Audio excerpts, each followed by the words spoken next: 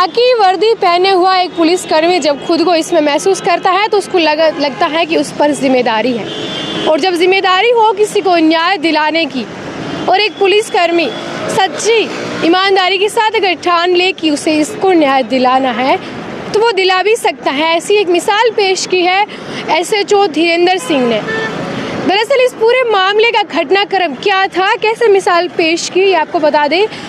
बात है 20 मार्च 2016 की। बीकानेर में एक 2 साल की मासूम के साथ दुष्कर्म किया जाता है। इसके बाद उसके शव को जंगल में फेंक दिया जाता है। जैसे ही इसकी जानकारी मिलती है बीकानेर पुलिस को, धीरेंद्र सिंह उस वक्त कांस्टेबल होते हैं, वो जाते हैं अपनी टीम के साथ मिलकर के जंगल में। ढूंढने के दौरान 2 साल की मासूम का शव उनको मिलता है। डॉक्टर के पास ले जाते हैं उस शव को। जांच के बाद डॉक्टर पुष्टि करते हैं कि इस मासूम के साथ तो रेप हुआ है। ये सुनते ही कांस्टेबल धीरेंद्र सिंह है, उनकी रूह कांप जाती है कि भला 2 साल की मासूम बच्ची के साथ, जिसको ठीक से बोलना भी नहीं आता, कोई ऐसी हैवानियत कैसे कर सकता है। उस दिन उन्होंने ठान लिया था कि इस बच्ची को वो न्याय दिला के रहेंगे। धीरेंद्र सिंह और उनकी टीम कोशिश करती है, बच्ची के माता पिता को ढूंढा जाता है। उनके माँ बाप को ढूंढने के बाद वो कहते हैं कि आप FIR करवाइए, आपकी बच्ची के साथ बलात्कार हुआ है। माँ बाप FIR करने से मना कर देते हैं। वो चाहते ही नहीं है कि इसकी कोई जांच हो इस केस की, या फिर वो अदालतों के चक्कर लगाए।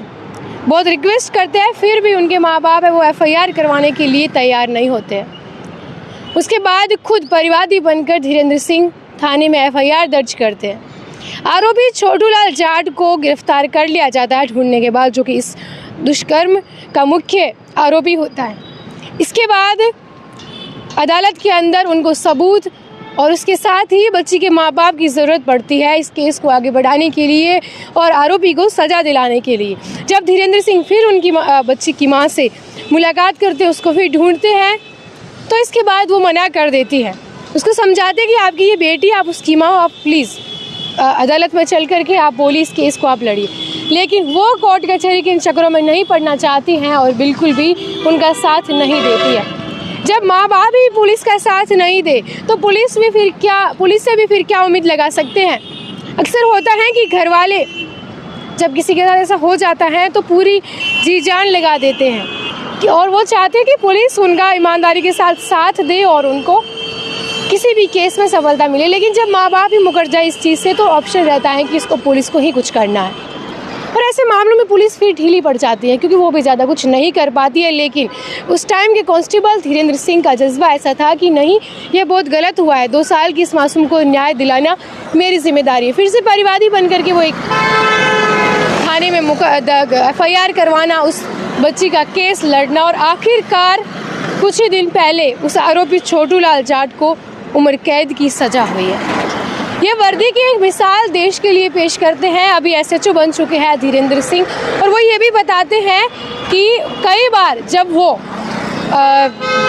वहाँ पर थाने में थे तो उनकी कई जगह तबादले हो गए। ट्रांसफ़र के बाद भी उनको इस केस को लड़ने के लिए काफ़ी दिक्कतों का सामना है वो करना पड़ता है, क्योंकि जगह जगह उनके ट्रांसफ़र हो गए।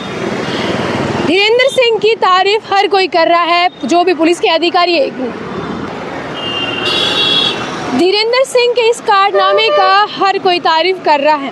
राजस्थान पुलिस के ये जवान SHO धीरेंद्र सिंह आज सबके लिए एक अच्छा उदाहरण बन चुके हैं।